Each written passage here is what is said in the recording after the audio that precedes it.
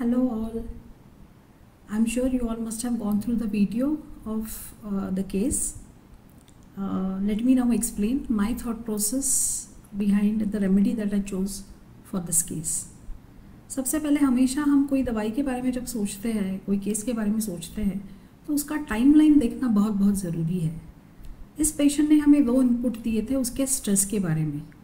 She was suffering from gout and she mentioned 2 things about her stress. एक तो उसने बताया कि काफ़ी साल से उसका एक कोर्ट केस चल रहा है प्रॉपर्टी के बारे में, तो उसके बारे में उसको थोड़ा स्ट्रेस है, लेकिन वो बहुत दिन से है. और ये कंप्लेंट जब से शुरू हुई है पिछले 1.5 साल से, तब से क्या स्ट्रेस था उसके बारे में उसने जो इंसिडेंट्स बताया उसके बहू के साथ उसकी लड़ाई हुई थी. सो इन दोनों के बारे में जब हम सोचेंगे कि स्ट्रेस जो पेशेंट ने बताया हमें, तो हमें ये देखना पड़ेगा कि कौन सा टाइमलाइन पे पेशेंट के कंप्लेंट के साथ मैच हो रहा है. तो अगर आप देखोगे तो कोर्ट केस वाला जो स्ट्रेस है वो तो बहुत साल से चलता आ रहा है, लेकिन ये लेडी सफ़र कर रही है 1.5 साल से. तो first thing that struck me was her fight with her daughter in law, और तभी से उसने बोला कि उसके बाद ही मेरे कंप्लेंट्स शुरू हुए. ठीक है. दूसरी चीज़ उसने बताई कि जब भी दर्द शुरू होता है तो बिल्कुल बर्दाश्त के बाहर हो जाता है, वो रोने लगती है जब दर्द शुरू हो जाता है, और अपने हस्बैंड को बोलती है कि इस डॉक्टर को फ़ोन लगाओ, उस डॉक्टर को फ़ोन लगाओ, आप कुछ करो. तो दर्द बिल्कुल उससे सहा नहीं जाता, वो जल्द से जल्द दर्द से छुटकारा पाना चाहती है. एक और चीज़ उसने बताई उसके हस्बैंड ने कि जब भी ये बहू की बात निकलती है तो वो गुस्सा अभी उसके दिमाग से नहीं गया है. बार बार जब भी कोई टॉपिक निकलता है तो वो उसके दिमाग में वापस आता है और वो उसके बारे में बात करती है. तो हस्बैंड ने बोला कि मैंने बहुत बार उसको बताने की कोशिश की कि अभी छोड़ दो, वो तुम्हारी पोती को तो अच्छे से संभाल रही है. तो उसने बोला कि लेकिन कोई बहू ऐसे अपने सास के साथ बिहेव करती है क्या डॉक्टर, क्या ये सही है? तो ये 3-4 चीज़ें थी जो इस केस में मुझे बहुत ज़्यादा वाइटल लगी. तो सबसे पहला रूब्रिक मैंने जो इस केस के लिया था वो था वो था elements from anger with indignation.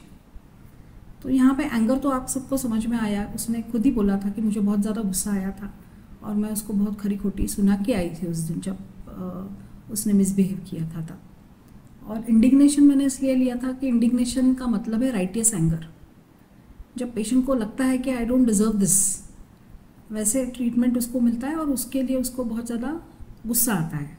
तो इस लड़की का एग्जैक्टली ये फील था कि कोई बहू अपनी सास के साथ ऐसा बिहेव नहीं करती. तो इतना डिसरिस्पेक्टफुल बिहेवियर कोई बहू अपनी सास के साथ नहीं करती. इसलिए मैंने ये फर्स्ट रूब्रिक लिया था, elements from anger with indignation. Second fact which the husband of the patient mention was her behaviour during pain. अभी यहाँ पे हमें ये समझना पड़ेगा कि जब ये लेडी मेरे पास आई तो ऑलरेडी पेन किलर लेके आई है. तो एक्चुअली उसका जो प्रेजेंट स्टेट होता है, दर्द जब इंटेंस पेन होता है उसको, तब जो बिहेवियर होता है वो हमें क्लिनिक में शायद नहीं दिखे क्योंकि वो सिम्टम्स पेन किलर की वजह से मास्क हुए हैं. तो उसके हस्बैंड ने जो बताया कि जब दर्द शुरू होता है वो बार बार बोलती है कि इस डॉक्टर को फ़ोन करो, उस डॉक्टर को फ़ोन करो, मुझे कोई दवाई दो, ये पेन से मुझे छुटकारा दिलाओ. The second rubric I took for this case was impatience from pain. Third rubric was weeping with the pains. And the last rubric that I chose for this case was dwells on past disagreeable occurrences. Cannot stop talking about her vexations. ऐसे करके कोई rubric है. 1 minute में आपको बताती हूँ क्या rubric है. Dwells past disagreeable occurrences, cannot cease talking about old vexations. तो ये चारों रूब्रिक अगर आप मिलाओगे तो दवाई आती है कैमोबिला. तो मैंने इनको कैमोबिला 200 का एक डोज दिया. वो डोज देने के बाद शाम को उनका कॉल आया कि मैंने कोई पेन किलर नहीं लिया जब से मैं आपके यहाँ से आई हूँ. अदरवाइज़ नॉर्मली ये लेडी बहुत सारे पेन किलर लेती है, 3-3, 4-4 पेन किलर लेके भी इनका दर्द ठीक नहीं हो रहा था. वो एक डोज से बिल्कुल ठीक हो गया. After that I had to give her the same remedy in higher potencies like 1M, and the pain subsided immediately with chamomilla. अभी यहाँ पे अगर आप 3 रूब्रिक देखोगे इस केस के, तो इन 3 रूब्रिक में the next remedy which is very very close to chamomilla is staphisagria and colocynth. तो स्टाफिस एग्रिया नॉर्मली इस लेडी का जो बिहेवियर था, जब उसकी बहू ने उसके साथ मिसबिहेव किया, तब जो इसका बिहेवियर था ना कि उसने भी खरी खोटी सुना दी अपनी बहू को। नॉर्मली स्टाफिस एग्रिया पेशेंट ना कोई भी रिएक्शन देने से पहले सोचता है, अपने आप को रोकने की कोशिश करता है, इतनी जल्दी रिएक्ट नहीं करता। तो इसलिए अगर हम ये वाला रूब्रिक ना भी सोचें जो यहाँ पे स्टाफिस एग्रिया को कैमोमिला से डिफरेंशिएट कर रहा है, इम्पेशेंस, पेन फ्रॉम, अगर 3 रूब्रिक ले हम, elements from anger with indignation, dwells on past disagreeable occurrences and weeping pains with the, तो स्टाफिस एग्रिया और कैमोमिला साथ साथ चल रहे हैं। लेकिन जिस तरीके से उसका बिहेवियर पैटर्न था, अगर हम ये रूब्रिक ना भी कंसिडर करें, इम्पेशेंस, पेन फ्रॉम, फिर भी हम स्टाफिस एग्रिया और कैमोमिला के भी डिफरेंशिएट अच्छे से कर सकते हैं from the reaction pattern of this patient.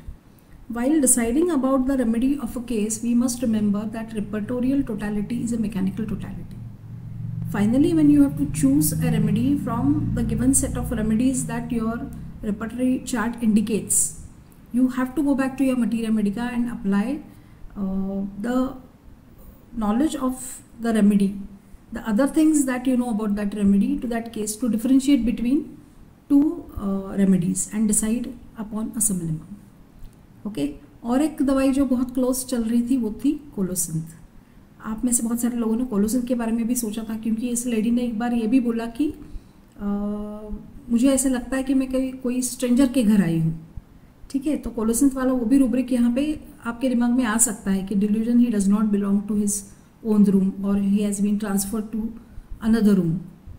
लेकिन कोलोसिंथ में वीपिंग पेन्स वाला रूब्रिक नहीं है, तो इसलिए कोलोसिंथ के बारे में मैंने यहाँ पे नहीं सोचा।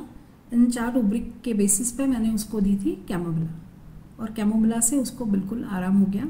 ऑलमोस्ट 1 साल से उनको ये गाउट की परेशानी अब नहीं है। She keeps coming to me. बीच में एक बार उनको हुआ था वापस, तो इस दवाई को रिपीट करने के बाद वापस उनका गाउट ठीक हो गया था। I hope you enjoyed watching this video of this acute case of gout. Do keep in touch with us, keep giving us feedbacks regarding the videos. We will again see you soon with another riddle. Thank you.